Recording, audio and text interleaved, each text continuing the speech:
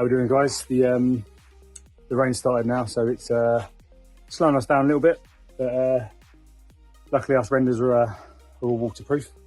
So what we've done now, we've done the Basecoat Mesh everywhere. So as you can see, you've got the mesh on there everywhere, and it's all exposed. So what this means is I've used a notch speed skim to get it nice and flat.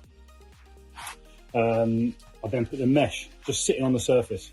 Okay, that way I know that mesh is completely flat. Picked up a little bit. I'm going to go over now with a 2mm coat and just use the spatula just to flatten it in as I go.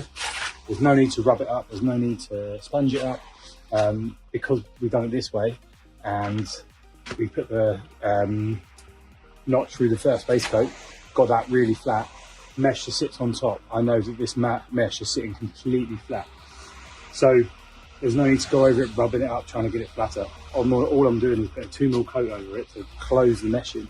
What I'll do is I'll come back with the same spatula. I'll just slightly scrape the walls down, any high spots, just take them out. But yeah, that's how we base coat with 225. It's a fantastic product. One of the big questions I get quite a lot with 225 is if people feel like it starts to pull, it starts to drag, because it's a lime-based product. Lime dries from outside in, so it will get skin as it sits in the sun. It will get skin on the top of it.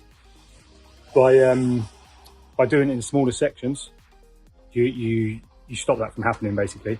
So yeah, so I literally put a metre width on, spat it, notch trowel it, sorry, or notch spat, put your mesh on, and then move on. Just keep moving on in sections. No matter what time of year, obviously in the winter and the colder months, you can put a lot more on, but you've got a process in place. If you just follow that same process, it's easy.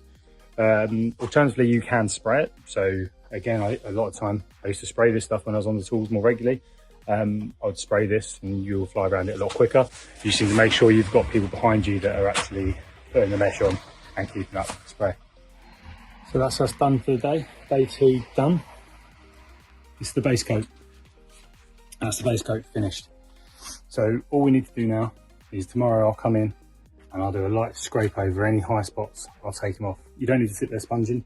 You don't need to sit there rubbing it up. You don't have to spend hours with a power flow getting it nice and smooth. All we're going for is flatness. This is now completely flat. If you put a wall up against this, no matter which angle, it's going to be completely flat. It doesn't matter if it doesn't look like a finished wall. It still needs to have a primer on top, and it still needs to have a top coat on top. So that's all we're going for, is a flat wall. Yes, the bottom line is, you could spend hours after rubbing it up, getting it all nice and smooth. But for me, I'm going home. See you later.